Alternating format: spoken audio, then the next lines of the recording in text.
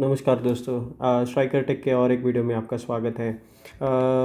तो दोस्तों आज चलिए देखते हैं कि कल मार्केट कहाँ पे मोमेंटम कर सकता है और मार्केट ने आज कहाँ पे मोमेंटम करके कहाँ पे क्लोज़ किया है। तो जैसे कि आप यहाँ पे चेक कर सकते हो कि जैसे कि फ्राइडे को भी एक ह्यूज सेलिंग आया था मार्केट में और आज भी एक ह्यूज सेलिंग आया है। ऑलमोस्ट 688 पॉइंट्स का मार्केट ने ऑलमोस्ट 250 पॉइंट्स का गैप डाउन ओपन होके वहाँ पे सेलिंग किया है। ठीक है। सो चलिए देखते हैं आज क्या लेवल था और किस तरह से हम ट्रेड ले सकते थे और फिर बाद में देखते हैं कि कल कहाँ पे मार्केट मोमेंटम कर सकता है। जैसे कि अगर मैं 5 मिनट्स में जाऊँ 15 मिनट्स में तो आप देख सकते हैं, पर ये यहाँ पे एक माइक्रो टाइम फ्रेम लगता है जो कि 5 मिनट का रहता है। मार्केट यहाँ पे कहीं पे ओपन हुआ था 38,700 के लेवल के जो ऑलमोस्ट जो 38,900 का जो क्लोजिंग है उससे ऑलमोस्ट 250 पॉइंट्स जो है ऑलमोस्ट 200 से 250 पॉइंट्स के बीच में ये ओपन हुआ था मार्केट। ठीक है। तो जैसे कि आप यहाँ पे चेक कर सकते हो कि मार्केट ने जो पहला 15 मिनट पहले 5 मिनट्स का कैंडल जो है यहाँ पे मैं रब कर देता हूँ। यस। तो जो पहला 5 मिनट्स का कैंडल जो है वो एक हैमर बनाया था मार्केट ने। मतलब मार्केट यहाँ पे ओपन हुआ, यहाँ तक उसने जो पर्टिकुलर ट्रेंड था वो चला। इसके बाद यहाँ से बायर्स आए और इसको यहाँ पे क्लोज़ कर दिया। ठीक है।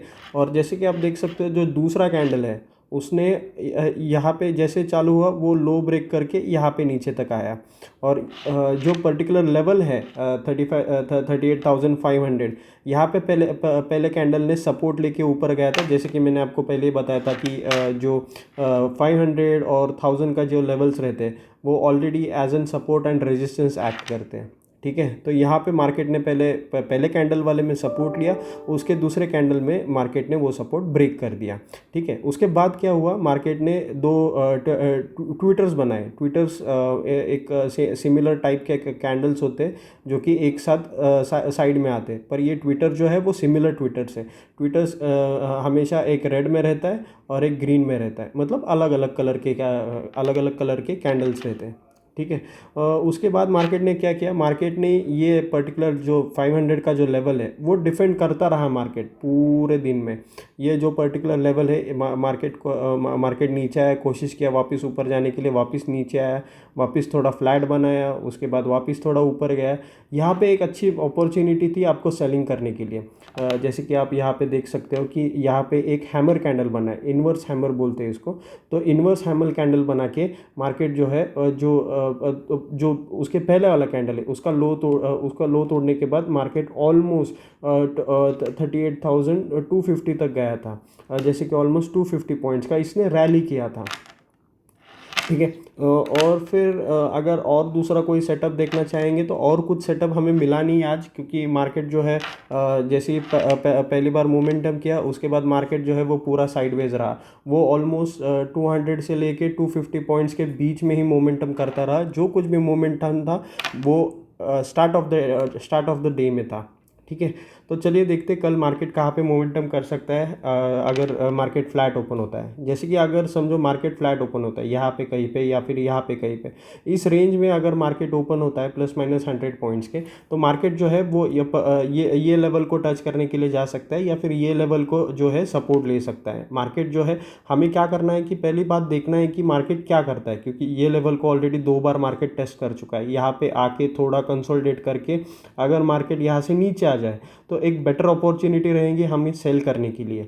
अगर मार्केट जो है वो ये वाले लेवल में, मतलब 1 2, और अगर यहाँ पे अगर ये लेवल तोड़ता है तो हमें 400 के पास से हम लोग बाई कर सकते हैं। और ज़्यादा नहीं, हम लोग सिर्फ 70 to 80 पॉइंट्स का एक्सपेक्टेशंस रख सकते हैं ये मार्केट बाइंग साइड में, क्योंकि ऑलरेडी जो मार्केट का फ्लो है वो नेगेटिव साइड में है। तो हम लोग बाइंग के लिए इतना अच्छा प्रेफर नहीं कर सकते। बाइंग के लिए हम लोग कम ही टारगेट रखेंगे और स्टॉप लॉस भी छोटा वाला रखेंगे। इसमें स्टॉप लॉस रहेगा 40 to 35 पॉइंट्स का इसमें स्टॉप लॉस रहेगा। आपको क्विकली ट्रेड में निकलना है, क्योंकि हम लोग ऑप्शन बायर है तो इसके लिए हम लोग ट्रेड जल्दी लेंगे और जल्दी ट्रेड को छोड़ेंगे। अगर सेलिंग के साइड में रहेगा, सेलिंग जो है गाइस वो बहुत मतलब एक ही टाइम जैसे कि आपको कहावत तो पता रहेगी मार्केट की, मार्केट जब चढ़ता है तो वो स्टेयरकेस से चढ़ता है। जैसे स्टेयर्स रहते हैं, सीढ़ियाँ रहते हैं, उस हिसाब से चढ़ता है। बट जब मार्केट नीचे उतरता है तो वो लिफ्ट की तरह नीचे उतरता है, वो सीधा नीचे आता है, वो कभी भी ऐसे ऐसे ऐसे करके नीचे नहीं आता। आप यहाँ पे सेलिंग देख सकते हो कि ये एक फास्ट एंड फ्यूरियस सेलिंग था 38,700 से लेके within market half an hour 1 hour market जो है वो 38,400 तक आया था। अगर आप बाइंग मोमेंटम देखेंगे तो यहाँ पे एक बाइंग मोमेंटम हुआ है मार्केट में, वो बहुत स्लो हुआ था, मतलब 38,000 250 या फिर 280 का कुछ लेवल था इसके अंदर।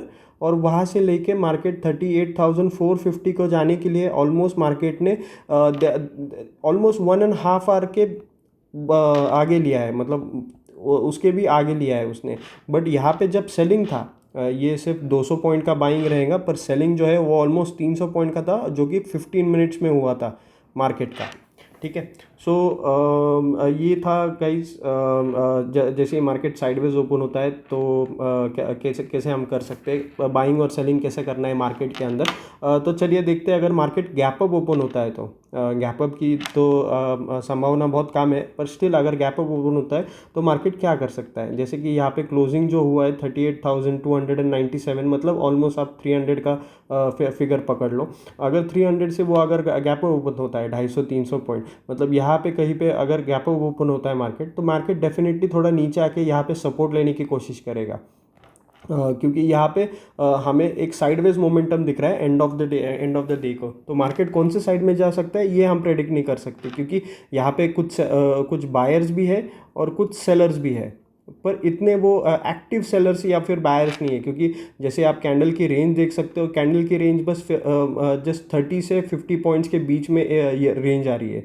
तो यहाँ पे कोई एक्टिव बायर्स या सेलर्स नहीं है। अगर end of the day market एक थोड़ा रैली करता है, जैसे कि 100 पॉइंट्स की या फिर 150 200 पॉइंट्स की अगर रैली करता है एक साइड में, ऊपर होने दो या नीचे होने दो, तो हम लोग ये बोल सकते हैं कि कुछ लोग मार्केट में, कुछ ट्रेडर्स जो है वो आपका जो पोजीशन जो है वो कैरी कर चुके हैं। मतलब कैरी मतलब उन्होंने अभी तक स्क्वायर ऑफ नहीं किया है, वो कल के लिए वेट करेंगे मार्केट गैप अप या गैप डाउन ओपन होने के लिए। ठीक है। अगर मार्केट गैप अप ओपन होता है तो आप यहाँ पे ध्यान दीजिए कि मार्केट जो है वो यहाँ पे अगर कहीं पे ओपन होता है तो 38,500 का जो राउंड लेवल है वो एक आपको सपोर्ट की तरह ऐड कर सकता है, अगर ये 500 के ऊपर ओपन हुआ तो। अगर पहले ही 5 मिनट में मार्केट ये तोड़ के अगर नीचे आता है तो वापस एक बार सेलिंग का अपॉर्चुनिटी बहुत अच्छा मिलेगा आपको। ठीक है। तो देखते हैं कि मार्केट अगर गैप डाउन ओपन होता है तो क्या मोमेंटम कर सकता है। अगर मार्केट ने नीचे गैप डाउन ओपन किया जैसे कि 300 पे क्लोज हुआ है, तो ये ऑलमोस्ट 38,050 38,000 के लेवल में। तो जैसे कि आप देख सकते हो ये 38,000 का लेवल ऑलमोस्ट ये राउंड लेवल है, 1000 का राउंड लेवल में आता है ये। अगर मार्केट यहाँ पे कहीं पे ओपन होता है तो यहाँ पे मार्केट एक सपोर्ट ले सकता है। अगर जैसे कि 2 दिन ऑलमोस्ट मार्केट जो है वो नेगेटिव साइड में क्लोज हुआ है, तो हम लोग ये नहीं प्रेडिक्ट कर सकते कि वो तीसरे दिन भी वही करेगा। ठीक है। तो मार्केट कल भी नेगेटिव साइड में नहीं जाएगा, और कल आप ये भी नहीं एक्सपेक्ट कर सकते कि कल इतना इतना अगर रैली हुआ है तो ये ऑलमोस्ट 300 या फिर 400 पॉइंट तो ये पॉजिटिव में जा सकता है। नहीं, ये गलत है। कभी भी ऑप्शन बायर जो है वो हमेशा मतलब जो लोग इंट्राडे करते हैं वो हमेशा एक मोमेंटम कैप्चर करता है। जैसे कि ये अगर मोमेंटम जैसे कि यहाँ पे आप देख सकते हो मार्केट ने ऑलमोस्ट 2 से 3 बार उसने टेस्ट किया है। अगर यहीं पे मार्केट चलता है और यहाँ से नीचे आता है तो वो इंट्राडे के लिए आप मोमेंटम कैप्चर कर सकते हो। पर अगर आप बाय करके रखते हो तो ऑफकोर्स आपको डी के लगता है मार्केट के अंदर, आपको ऑप्शन का जो है वो डी के भी आता है। ठीक है। सो डी के से बचने के लिए कभी भी एक बात याद रखो कि ऑप्शन जो है वो कैरी फॉरवर्ड मत करो, पहले सीखो समझो, और उसके बाद अगर इतना रिस्क नहीं रहेगा, क्योंकि मेन जो रहता है वो रिस्क मैनेजमेंट रहता है। रिस्क मैनेजमेंट अगर आपका अच्छा रहेगा, मतलब आप कैरी भी कर सकते हो, पर अगर आपका रिस्क मैनेजमेंट अच्छा रहेगा तो डेफिनेटली कैरी भी कर सकते हो, वो आपके एनालिसिस के ऊपर है। बट अगर आपका रिस्क मैनेजमेंट अच्छा नहीं रहेगा तो डेफिनेटली कैरी मत करो। जो कुछ भी आपका मोमेंटम में मिल जाएगा वो आप लेके आप खुश रहिए, क्योंकि ऑप्शन बायर जो है वो हमेशा ग्रीडी रहता है, क्योंकि उसको प्रॉफिट जो है वो पता नहीं रहता, और ऑप्शन सेलर जो है उसको प्रॉफिट पता रहता है कि मेरा प्रॉफिट कितना होने वाला है। अगर मैं 300 में कोई कॉल सेल करता हूँ तो मुझे पता है कि मेरा 300 का ही प्रॉफिट हो सकता है ऑप्शन सेलर का। पर अगर मैं अगर ऑप्शन बायर जो है वो अगर 300 में बाय करता है तो वो 1000 तक जा सकता है, 1500 तक जा सकता है। मैंने 2000 के भी कॉल देखे कि तो 100 रुपये के कॉल 2000 तक गए हुए हैं। मतलब वो मोमेंटम पर ये पूरा मोमेंटम कभी कैप्चर नहीं होता है। और आप क्या करते हो फिर बाद में पछता देते हो कि यार मैंने 100 में बाई किया था, 150 में निकल गया और वो ऑप्शन अभी 2000 में ट्रेड कर रहा है। तो ये होता है एक ऑप्शन बायर के साथ। तो हमेशा आपकी मेंटेलिटी जो है वो ग्रीड से भरी रहेगी। तो ये पहले ग्रीड निकाल दो। जैसे ही आप ग्रीड निकाल दोगे आपका रिस्क मैनेजमेंट बराबर रहेगा और आप बराबर ट्रेड करोगे। चलिए देखते हैं कल कंपोनेंट्स क्या कर सकते हैं और कंपोनेंट्स के अंदर मेरा व्यू क्या है। जैसे कि मैं कंपोनेंट्स में हमेशा 15 मिनट्स का चार्ट लगाता हूँ। HDFC जो है वो यहाँ पे यहाँ पे सपोर्ट लेके वापस ऊपर गया और यहाँ पे वापस एम पैटर्न बना के यहाँ पे आ चुका है। जैसे कि HDFC के ओपनिंग के ऊपर अगर वो फ्लैट ओपन होता है या फिर नीचे ओपन होता है, उस तरह से मोमेंटम जो है वो डिसाइड किया जा सकता है या फिर यहाँ पे सपोर्ट ले सकता है। यहाँ पे एक रेजिस्टेंस जोन है और यहाँ पे एक सपोर्ट जोन है। 1468 से लेके 1470 के बीच में एक अच्छा सपोर्ट जोन है उसको।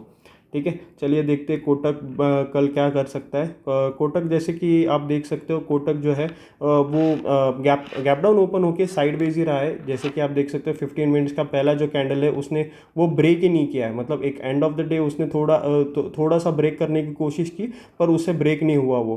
तो ये पर्टिकुलरली ये रेंज में है। अगर यहाँ पे कहीं पे ओपन होता है तो ये पूरा रेंज में ही फंसा रहेगा। यहाँ पे ये ऑलमोस्ट रेंज जो है वो 1835 से लेके इसका रेंज जो है वो 1810 में, मतलब ऑलमोस्ट 25 पॉइंट्स का रेंज है, उसी के अंदर ये फंसा रह सकता है। ठीक है, एक्सिस बैंक देख लेते हैं। एक्सिस बैंक ने यहाँ पे जैसे कि आप देख सकते हो, एक्सिस बैंक ने जैसे ही नेगेटिव यहाँ पे ओपनिंग की वो नेगेटिव में गया और यहाँ पे उसने थोड़ा स्टेबल होके वापस थोड़ा नीचे आया और उसके बाद वहाँ पे 740 के आसपास वो सपोर्ट ले रहा है और उसने क्लोजिंग जो है वो 744 के ऊपर दी है। जैसे कि 744 आप लेवल देख सकते हो कि ये ऑलरेडी थर्ड टाइम टेस्ट होके अगर ये लेवल ब्रेक करता है तो आप 750 का लेवल वापस एक बार देख सकते हो। 750 में ऑलरेडी एक रेजिस्टेंस है, क्योंकि ये लेवल जो है जैसे कि 700 का स्टॉक है तो 700, 750, 800 ये पर्टिकुलर लेवल जो है वो as an by default support या फिर रेजिस्टेंस का काम करेगा। ठीक है, इंडसइल देखते हैं। इंडसइल जैसे कि आप देख सकते हो, इंडसइल भी मतलब रेंज के अंदर ही फंसा रहा था, बट इतनी भी रेंज ये प्रॉपर नहीं थी। यहाँ पे उसने ब्रेकआउट देने की कोशिश की पर वहाँ पे वापस सेलिंग आ चुका है और सेलिंग आके वापस उसने 1050 के यहाँ पे सपोर्ट लिया है। तो जो इंडसइल का जो पर्टिकुलर सपोर्ट जोन है वो आएगा आपको 1045 से लेके 1050 के बीच में। तो ये पर्टिकुलर जोन जो है वो सपोर्ट जोन रहेगा। इंडसइल अगर यहाँ पे आएगा तो कंटिन्यूस वो सपोर्ट लेने की कोशिश करेगा और फिर बाद में ऊपर जाने की कोशिश करेगा। अगर नीचे ओपन होता है तो वो फिर बाद में सेलिंग के लिए जाएगा। SBI अगर चेक करोगे तो SBI का जो पर्टिकुलर रेंज है जैसे कि सेम केस ओपन होके ये नीचे आया, उसके बाद ये पर्टिकुलर जो डे का लो था वहीं पे वो सस्टेन किया। मतलब थोड़ा ऊपर नीचे करते करते यहाँ पे उसने एक पैटर्न बनाया, उसके बाद एक ब्रेकआउट दिया, नीचे आया, फिर बाद में ये लेवल ब्रेक किया, फिर बाद में 510 का लेवल आया, 510 के ऊपर उसने सपोर्ट लिया। उसके बाद वो जैसे कि यहाँ पे देख सकते हो 511 के ऊपर ये क्लोजिंग दे चुका है। ठीक है, तो SBI के लिए सपोर्ट जोन है 510 और उसका रेजिस्टेंस जोन जो है वो 516 का रेजिस्टेंस जोन रहेगा। ये भी आप एक स्मॉल रेजिस्टेंस के अंदर पकड़ सकते हो, पर यहाँ पे अगर मार्केट थोड़ी देर घूमेगा तो ये निकल के एक मेन रेजिस्टेंस के पास मतलब 516 के पास वो चला जाएगा। ठीक है, ICICI देखते हैं कि जैसे कि मैंने आपको वेटेज का वीडियो भी अपलोड कर दिया है गाइस। सो डेफिनेटली अगर आपको बैंक निफ्टी के कंपोनेंट्स और उनके वेटेज कितने हैं वो आप चेक कर सकते हो, क्योंकि HDFC और ICICI जो है वो ऑलमोस्ट 50% कॉन्ट्रीब्यूट करते हैं बैंक निफ्टी के मोमेंटम में। तो डेफिनेटली आप वो जाके वीडियो देखिए और उस वीडियो से सीखिए कुछ।